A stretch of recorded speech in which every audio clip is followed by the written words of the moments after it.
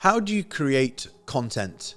In this video, I want to help you with one of the areas that fitness professionals struggle with all the time. And the funny thing is, when I go through what I'm going to talk to you about now for 20 minutes, I'm usually fed back with, that was easier than I thought. And just like anything, there is a structure and a system of how to do it. You have all the answers to be able to create content. There's a couple of reasons why you struggle. One, you place zero time and effort towards doing it. And two, you try and do it on the fly and think. In the early days, content creation for so many of you is something that you have to sit. We're creating videos today. I've got notes and notes on things that I want to talk about, how I want to talk about them, the structure of how I'm going to put them together. And that's me having created content for over 15 years. So if I'm doing it and I have these lists and I have things that I'm going to talk you through and look at while I'm going through this, my biggest tip for you first and foremost is everything has to be written down. It has to be visible. But how do we make this a little bit easier? Well, step number one when it comes to content creation, and honestly, this is probably one of the biggest fails for so many fitness professionals. You have no idea who you're creating content for. So you're thinking, I need to do something on fat loss, muscle gain, No, you don't. Step number one is you need to identify who it is that you're speaking to. Now in this video, I'm clearly speaking to fitness professionals who struggle with content creation. Maybe you're relatively new to online coaching. Maybe you're relatively new to social media. Maybe you've got quite a low following and you feel like you're not getting any engagement. Does this feel like you? And you're probably sitting there going, yep, that's me. So what I want to do is I'm targeting you. I'm not talking to somebody who's got 100,000 followers, killing it in the content game. I've made it very, very clear from the start. This is who it's for. Now, if my content is consistent enough, it actually attracts that ideal target audience. And that's what you've got to focus on. So what's the framework that I use? Well, first and foremost, let's think of creating your content in terms of pillars, and let's think in terms of creating like a spreadsheet. Along the top, we have what I would necessarily call let's call it the content pillars, the content topics. Now, these are broken down normally into the areas that your audience struggle with. So if I say, what is it that fitness professionals struggle with the most in trying to build an online business or personal training business? Number one is mindset. So I would have a column along the top of my piece of paper that says mindset. Then the second column would be, what else do fitness professionals struggle with? Well, I know it's lead generation. And you may be nodding going, yep, it's lead generation. Well, that lead generation also leads into content creation. I know if I start talking about sales, you guys will be able to close sales. It's just the lead generation you struggle with. And having the mindset to just stay positive and focused on everything. I also know from a coaching perspective that you want to be able to get better results with your clients. Like building a business, you've got to get better results. So I start to go down this top of this spreadsheet and I start writing down mindset.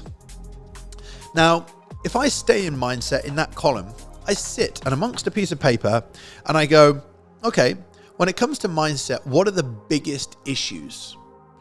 Well, we might have overwhelm. We might have procrastination. We might have self-doubt. We might have low self-worth. And you're nodding going, yep, that's me, that's me. Now, if I had them on a template, I would have them visible there all the time. And I go, right, I want to create a post on mindset to do with overwhelm. Okay. Now, I've identified those key problems. These all go along the top. I've identified those as the key problems. Now, down the left-hand side, I start to think of how I could present that piece of content, and this will help you. Sometimes I will create a piece of content around the subject line, how to. Well, if you noticed, the beginning of this video is how to create content. So whenever there is an opportunity in copywriting and you see on social media how to achieve something, psychologically our brain goes, I want to learn how to do that. So down the left-hand side, the titles of things you could have is how to, right? Let's not create the post yet. Then we've got 5 tips. So people love tips. 3 strategies to be able to. 4 tips to lower overwhelm. Now I have overwhelm. It's a mindset thing.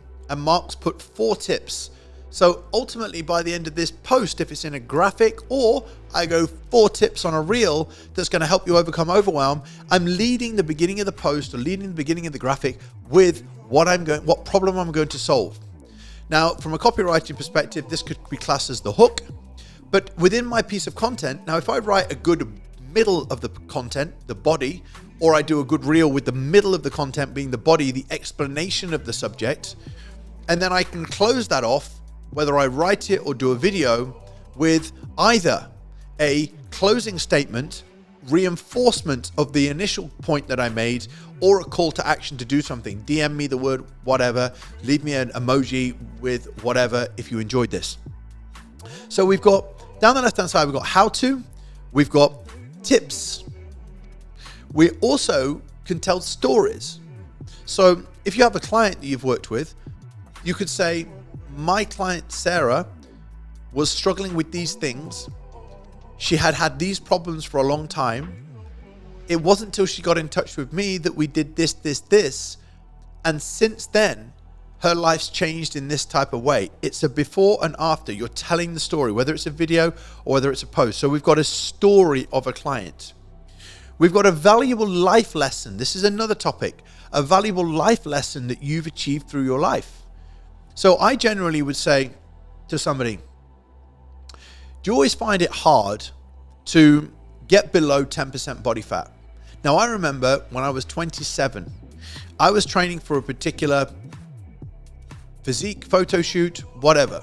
And I was struggling to get myself to a certain point. It wasn't until I did this that I started to get below 10% body fat.